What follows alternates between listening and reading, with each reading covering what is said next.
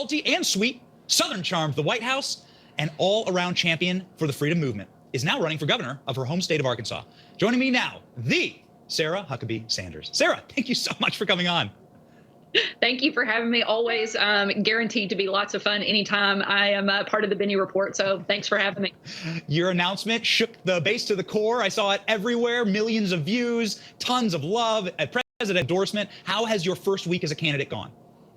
It's been absolutely incredible, just the overwhelming amount of support here in my home state of Arkansas and frankly from across the country has been just absolutely overwhelming. We're so proud of our first week, and we're going to keep that momentum going and keep that message both of being willing to fight back against the radical left, but also having a vision for the future and what's ahead. I think that's going to be really important for any candidate moving forward, and we're glad that we're setting the bar high in this first week. That's right. Let's hear about that future. What is it that you want to do in Arkansas? This is clearly a position that is not foreign to your family, something that you know quite well, but also you know the base quite well. You know the American people very well. You did a wonderful job at the White House representing all of Americans. What are you going to do in Arkansas?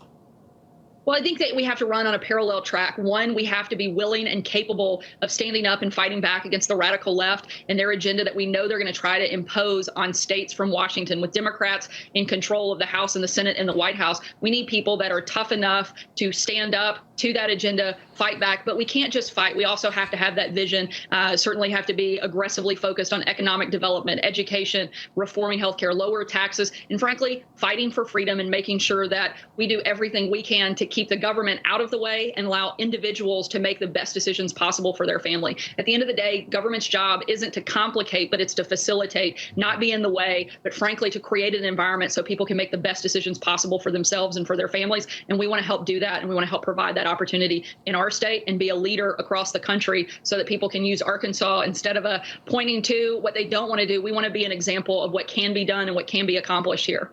What are some of the first day, you hear a lot about Joe Biden, day one. What's some of the day one items for a potential Sarah Sanders administration?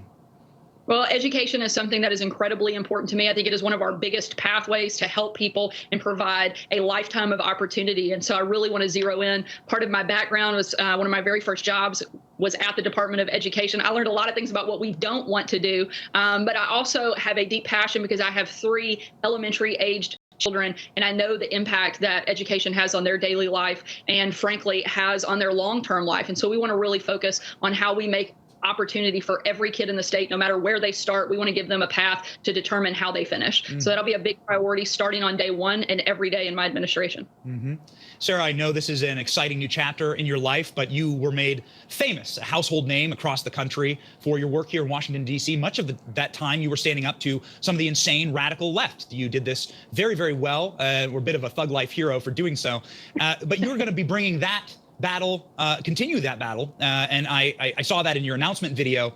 Can you tell us, can you inspire young people who are looking out right now, right? So you've looked out from the press podium at the White House in your position in the campaign, and you face down the left, the radical left, and a lot of the extremists.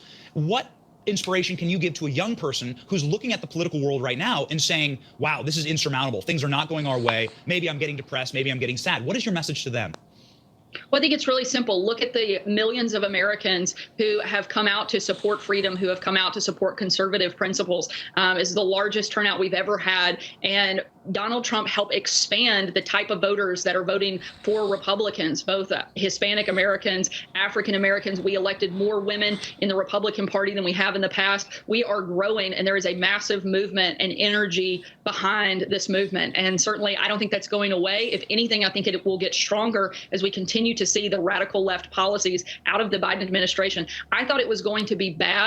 I thought they would at least work through Congress. It's much worse than I think any of us could have anticipated. The fact that an American president on his very first day in office took action to eliminate jobs from the American worker is absolutely mind-blowing. And I think that that should be something that enlightens everyone and certainly energizes the conservative movement and conservative cause to make sure we don't allow that to continue and that we stand up and in 2022 we make sure people are getting elected from the state and local level as well as the federal level so that we can push back and really drive home conservative principles. Energizing the conservative cause is your specialty, Sarah. Thank you so very much for joining us on the Benny Report. Thank you for having me. All right. Our next guest